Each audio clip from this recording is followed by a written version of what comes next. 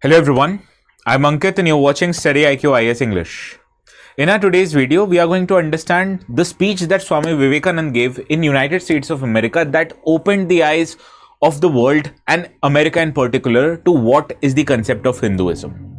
Let us start our today's discussion, and the notes that I will be utilizing in this session, if you want to download them, there's a particular Telegram channel that you need to go, and this Telegram channel is called as ATS Live. You use your Telegram app, right? Just open that app and top right hand corner, there's a search bar. Enter it and write ATS Live. As soon as you write ATS Live, you'll find the channel. Go to that channel and download the notes. And while you're at it, please do not forget to subscribe to the channel. Okay. So let us start our today's discussion by understanding the context of our discussion. Now, if you remember, the most famous speech given by Swami Vivekananda was not a speech given in India, but it was given across the seven shores in United States of America in the beautiful city of Chicago. And this was given in 1893. Now, the occasion on which the Swami Vivekananda visited US was to attend the Parliament of World's Religion.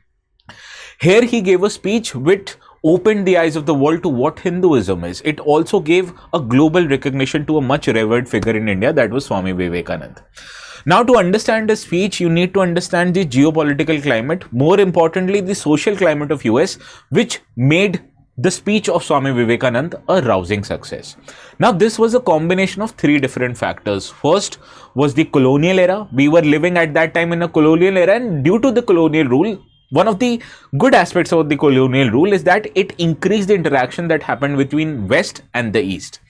Similarly, US at that time was seeing a rapid economic development, and because of that, more and more people used to participate in the economic and economically productive work. But as the downside of it, it led to an absence of spirituality among the people of America, and they were looking for an alternative to the already regressive religion that was the Orthodox Christianity. Right? So US at that time was experiencing an intellectual challenge, particularly at the time of rapid development, and there was no alternative to the Orthodox Christianity at that time that can open people the avenues of spirituality. And here, in this regard, the speech of Swami Vivekananda became very important. Similarly, there were emerging thinkers in that time like Thoreau, like Emerson. They were known as Transcendentalists, right? And these theorists, they propounded an idea which was very similar to what was Vedanta's idea that was given by Swami Vivekananda. So all in all, it created a situation which favored the wide acceptance of the speech given by Swami Vivekananda. We'll discuss it in detail, no need to worry. Now, if you look at the previous year questions in the UPSC prelims, case in point this 2022, you'll see the questions on important thinkers that have existed in India's history. They have been asked quite frequently in the exam. Case in point, this question on Ramanuja. So what stops UPSC from asking a question on Swami Vivekananda, right? So in case that happens, we will be sorted just because you have watched this session, right? So stay tuned. I've created a question similarly to this question on the lines of our today's discussion. We'll solve it before the end of today's video, okay? Now, to understand why the speech of Swami Vivekananda was such a rousing success, you need to understand the intellectual climate of US at the late 19th century before the fall of 1900s.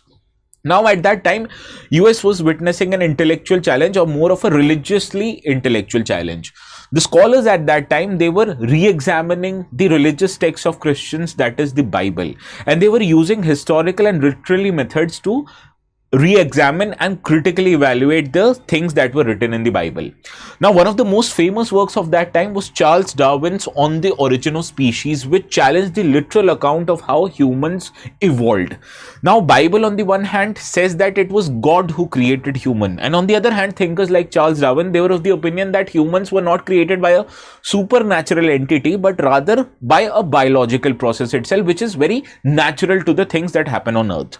And this, in a way, or a radical contrary opinion that favored to what the Bible was saying for so long, it created a sense of skepticism among the people of United States, that it brought themselves a challenge that they were able to see anything else rather than the divine authority. And this raised doubt about the conventional Christianity of what the Orthodox concept of Christianity favored, that people, they began questioning the established religious tenets and dogmas. So this was the first challenge that US was witnessing at that time, the challenge with respect to the critique of the orthodox Christianity. The second was the rapid industrialization. Now you understand, whenever rapid industrialization takes place in the society, it not just leads to economic development, it leads to rapid changes on how your society functions. And this was the same even in case of US. For example, US in late 19th century, where it was at the cusp of industrialization, it happened very fast, which led to mechanization of society, which led to rapid urbanization and social upheaval. People who were relegated to the rural areas in US, now they were moving to urban areas, and they were interacting with many other people who were coming from different areas, and therefore they were exposed to many different kinds of a thought process that was not the case with pre-industrialized America. And therefore at that time, to fulfill their material needs, to fulfill their spiritual needs, people had money, but they did not have any intellectual course, they did not have any spiritual recourse to fulfill themselves spiritually, and that is a kind of a void that was created in a rapidly industrialized America. Similarly, the third point I told you is the emergence of newer age thinkers known as Transcendentalists. These thinkers like Ralph Waldo Emerson and Henry David Thoreau, they brought new ideas, and they rejected the orthodox Christianity, which provided a very rigid concept of society. They valued more than on rituals, rather on direct spiritual experiences of a people, rather than following an institutionalized concept of religion. And in this thought process, these thinkers, they drew inspiration from Hindu scriptures, be it Upanishads, be it Bhagavad Gita, and even Buddhist texts. So this brought in a sense of Orientalism into the concepts that were prevailing in the Westernism. So you need to understand, something that was very reclusive earlier, something that was frowned upon, was brought into mainstream by these kind of thinkers. And therefore, if you look at works of Emerson, if you look at works of Thoreau, you'd see there were ideas of self-reliance, unity with nature, universal spirit, which is very close to the concept of Hinduism. So this in a way was brought to the society of US by these emerging thinkers, right? And this created an ideal situation where a vociferous person like Swami Vivekananda, with its way of speaking, he can influence a large section of crowd, and this is what exactly happened. Now, what happened exactly? That, to summarize, people at that time was disillusioned with the dogmatic and the rigid approach of orthodoxy Christianity. There was already a receptive audience in the West towards Eastern philosophies, courtesy the Transcendentalists. Similarly, they had created a cultural bridge which gave Swami Vivekananda an opportunity with his fresh and profound articulation to influence a lot of people. And this is what happened, that whatever Swami Vivekananda said in his speech, people accepted it, because this was something that were not alien to them. They were already aware of these concepts, and when a person like Swami Vivekananda, with his way of speaking, he can influence a massive amount of people, and this is what happened, right? And in this regard, what was the content of his speech also becomes very important. For example, the most common greeting that you start in the Western areas to start your speech is to tell ladies and gentlemen. But on the other hand, Swami Vivekananda, he started his speech by addressing people as brothers and sisters. So this led to a standing ovation. So first, he grabbed the attention of all the people by highlighting a different kind of an introduction and salutation. Now, what was the core message that was given by Swami Vivekananda? His core message, it said that there must be religious and universal tolerance and acceptance of not just one, but all religions. This has something which has continued in the Indian society, but it was something very unheard of in US. In US, people majorly belong to one religion. So whenever another person hailed from another religion, another sect came, it brought a sense of suspension in American society. So in a way, Swami Vivekananda gave every solution to the problems that were plaguing the US society at that time. First was propounding the idea of universal tolerance and acceptance, something very inherent in India but unheard of in the US of 1890s. Second was that he condemned the ideas of sectarianism, bigotry and fanaticism, which means extremism. Just because you follow one religion, that does not mean that you shouldn't accept the people who follow different religions or who follow religion other than yours. And this in a way led to human suffering in US. You can see problems of racism, something that affects US even today. It was a lot back then in 1890s. And similarly, he projected the idea of Vedanta, which was seen as an inclusive, universal philosophy of non-dualism. Now, what is non-dualism? There are two concepts, that is of soul, which in Hindi is known as Atma, and that of body, which in English can be seen as individuals. Now, according to Swami Vivekananda, the concept of soul and body, these are a universal concept. These are not something to be seen in isolation. You have to see both of these concepts in togetherness. So according to Swami Vivekananda, there was non-dualism, that you can't separate a soul from an individual, right? So this was the core philosophy known as Advaita philosophy of Advaita philosophy of Sri Shankaracharya, which was propounded by the Swami Vivekananda. Now, what were the key tenets of Vedantism that was propagated by Swami Vivekananda? We also need to understand that. First of all, he gave the concept of universal religion. Religion for Swami Vivekananda was not just a set of rituals. It was something of a way of life. It acknowledged that you might have another religion, but people who follow different religion as yours, they are also liable to get the same dignity that you give to people of your religion. Similarly, it propounded ideas like tolerance, acceptance, and syncretism of all faith, which means you couldn't differentiate between people who follow different religions. Second is the concept of practical Vedanta. Now, for Swami Vivekananda, religion, I told you, was not just limited to rituals, it was a way of life. So basically, you as a religious person used to experience spirituality, practice spirituality in your day-to-day life, be it doing work, that is doing selfless work or service, doing meditation, that is calming your mind, or using self-realization to achieve your goals. So this is what religion was for Swami Vivekananda. It was not just a particular set of religion, rather it was more than that, that you can carry religion in all of your aspects of life and it will determine how good or how bad a person you are. Similarly, he also brought many ideas which found resonance in the Society of Humanists, that was the ideas of humanism and social reform.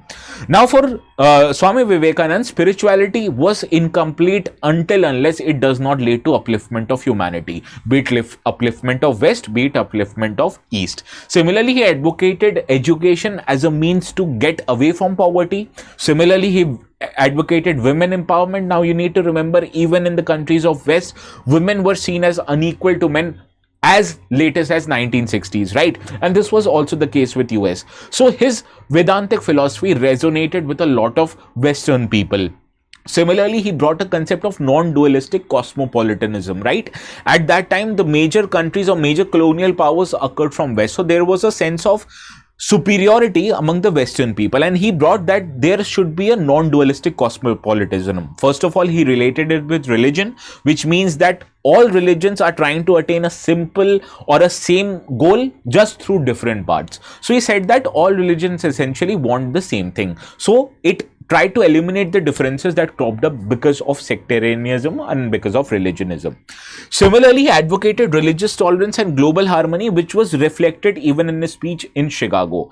Now, this concept of Swami Vivekananda can be seen as an extension or something very closely related to India's concept of Vasudhaiva Kutumbakam.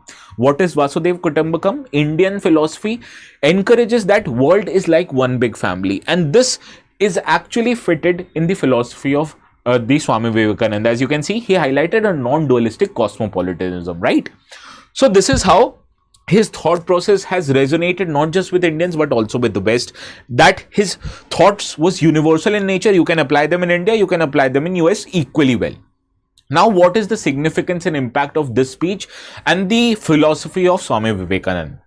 First of all, the time when he gave this speech was 1893. Now, what was the common misconception among the Western people about India was that India was land of snake charmers. But he opened up the eyes of West according to what was the philosophy or what was the culture of India, right? He introduced Hinduism in a dignified and in a philosophical form, and it helped India counter the Western stereotypes of the image of India that was only mystic and primitive in nature. Basically, India was seen as a land of snake charmers. Similarly, it helped boost India's cultural presence abroad. Now, there is a huge presence of Indian diaspora in US, but at that time it was not as high. So you needed someone as an ambassador of your culture, which Swami Vivekananda proved to be. Similarly, he also inspired interest in Indian activities like yoga and meditation, which is very closely related to Hinduism. These days, you'd hear that yoga has gotten a multi-billion empire in US, and this is because of the Western acceptance of the utilization of yoga as a means of exercise, as a means of achieving religion, as a means of achieving spirituality. Similarly, it has also helped create in Vedantic societies in countries like US and continents like Europe, and this has helped not just increase the reach of Indian people, but has also helped the concept of Hinduism reach to a broader sector of people, not just among Indians, but among the people of other religion, right? So this in a way acts to India's soft power. What are India's instrument of soft power? It is yoga, it is film industry, it is our culture, it is our spirituality. And India's culture is such that it does not differentiate between a person, between one religion and another religion. Similarly, all of you are aware of the fact that India has been a religiously pluralist society for a long period of time, and people here of different faiths, different culture live in social harmony, and this concept needed to be seen by US, which was helped spread by none other than Swami Vivekananda. Understood? So this is what the importance of Swami Vivekananda is in India's culture and history. Now, before we move to practice question, I have something that I wanted to let you know. Well, all our courses or StudyIQ, they are available at a discounted rate, but only up till today, that is 12th of September. From tomorrow onwards, not just tomorrow, just midnight onwards, you'll see the prices of all courses rise. Now, if you want to take admissions for UPSC, for state PCS, for judiciary courses, you can obviously go to our StudyIQ website, pick any course that you want or whichever suits you the best. But before making the payment, just remember one thing. That one thing is use the code ATS Live, because this code helps you get 7,000 rupees off on all the courses, right? So please remember to do that, and let's see what the question is in for us. Swami Vivekananda is widely remembered for his address at the Parliament of World's Religion in Chicago. Which one of the following statements correctly represents his philosophy? What do you think is the correct answer to this question? Any idea? Please let me know the correct answer in the comment section. The ones who answer it correctly will get a thumbs up from my side. And also, what do you think? Is India been able to harness its soft power in the Western countries, especially at the regard of current geopolitical circumstances, where India is finding it difficult to deal with the president's policy of US, that is the policy of Donald Trump? So let me know in the comment section how you can utilize the concept of Vedantism, concept of India's soft power to influence policy making in US. I want all of your answers. Please do let me know in the comments. And we'll see each other again soon. Please have a very good day.